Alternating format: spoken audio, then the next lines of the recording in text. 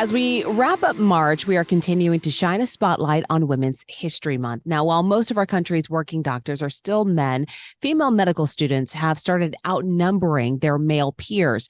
As of the 2023-2024 school year, they make up more than 55% of students in the country.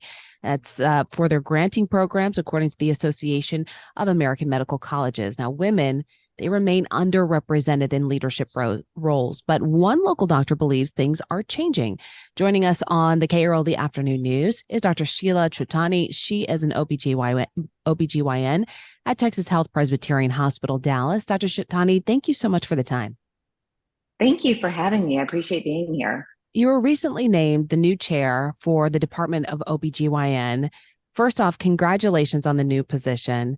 And wanted to know, how does it feel knowing that you are the first woman and person of color to hold this position?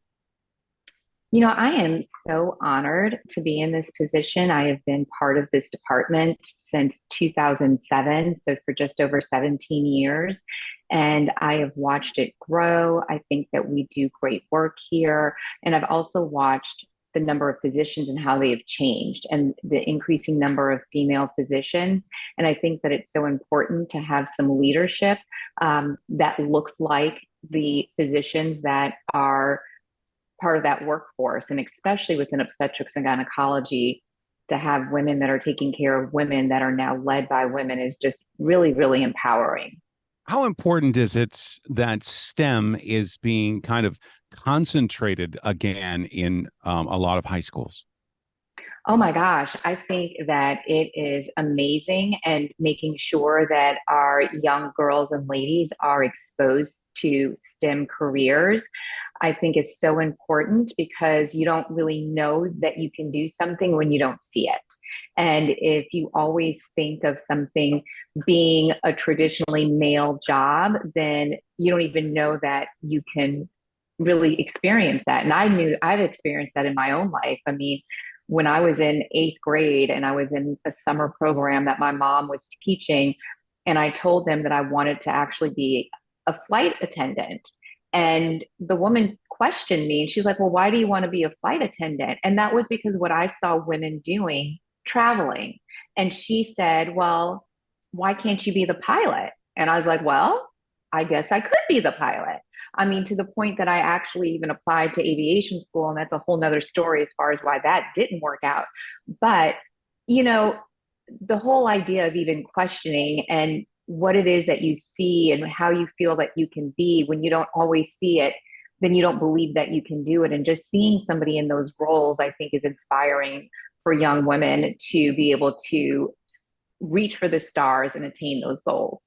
Yeah, there's something about that, even that partnership between the stewardess or flight attendant and the pilot. Same thing, kind of like the nurse and the doctor. We see a lot of women that fulfill the nurse position, and they feel powerful in that role. They feel accepted and that they belong. We're finally starting to see more women applying to be doctors and going to school to be doctors. What do you think is attributed to the trend? You know, I think again, when you see it, then you know that you can do it. And I think that just empowering our young girls and women as they are growing up in school to say that, yes, you are smart enough, and they're not being put in a box and allowed to really reach their dreams, and go to the fullest extent of what their academic abilities can take them. I mean, there are so many nurses that I've met that I'm like, oh my God, like, you're smarter than some doctors I know. So, like, but for whatever reason, you know, didn't choose that path. But let it be that I chose not to choose that path versus I was not able or wasn't afforded the opportunity to. Is there a method for nurses, as they attain more knowledge, to say, I've done the nursing thing, I now want to go to medical school? Is that a Oh, path that it's taken a lot? it is. I mean, I know a couple of people that have done that in my own life. I mean, when I was a resident, one of the labor and delivery nurses was one of those people, and she did take her prerequisites and then ended up becoming an anesthesiologist. Um, another nurse has done the exact same thing. One of my roommates from med school, she graduated with a nursing degree, but then went straight to med school. So she didn't even practice as a nurse and just went straight to med school. So definitely you can do that. For somebody who wanted to stay in the nursing field, but still kind of get further along, will end up doing a doctorate and become a nurse practitioner. So there are different ways to proceed in that field. Endless opportunities, it sounds like. And how important is it that we also get more diverse female applicants to become soon to become doctors as well, to help them get along? I'm sure it would make a big difference for our patients. Oh, absolutely. I mean, on a number of fronts. Number one, I think having more diversity within the physician field helps, again, those young girls that can see that. Not only just being a woman, but a woman that looks like them. Also, just depending on what you read, there's been studies that show that women spend a little bit longer time with patients, that they listen to patients better. And I think that that helps when it comes to the overall health of our communities, of our nation. And so having women that can fit into different communities, that make patients feel comfortable, because we have a very, very diverse country. I mean, that is one of the things that I love about the United States, is that you don't look around and see one type of people. It is such a big melting pot. And I think that all of the workforces, especially when it comes to medicine, should look like the communities that we serve. I have one more question for you, and it might be a little off the wall.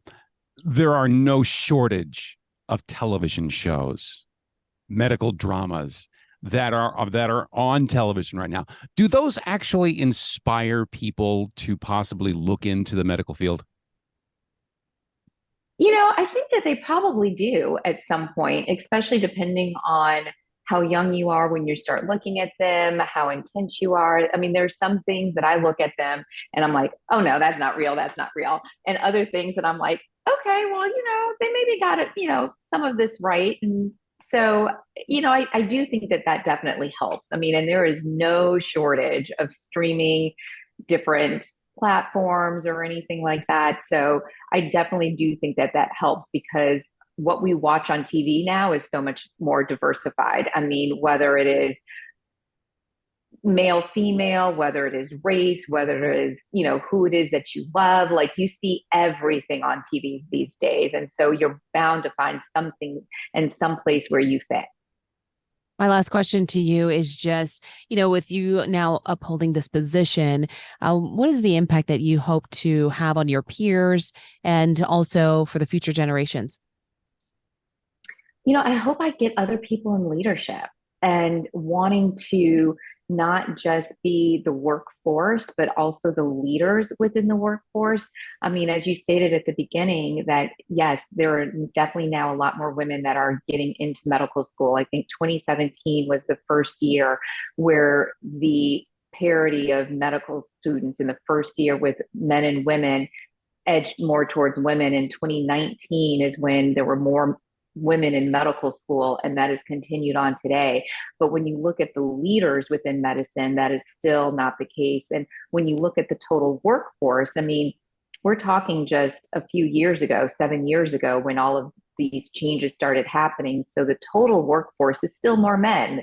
Women only make up about 37% of all total physicians. And so I think really moving still more towards leadership roles and making the decisions, because there is burnout. There is a lot more female attrition with how we have different things on our plates, not only with work and family and caring for aging parents. A lot of that still falls on women. And how do we then change this workforce or our working environment in order to fit the needs of the workforce? And so it takes women to do that, because we know what it is that we need. Absolutely. Thank you so much. That is Dr. Sheila Chahtani with Texas Health Presbyterian Hospital in Dallas here on KRLD. We appreciate the time today. Thank you.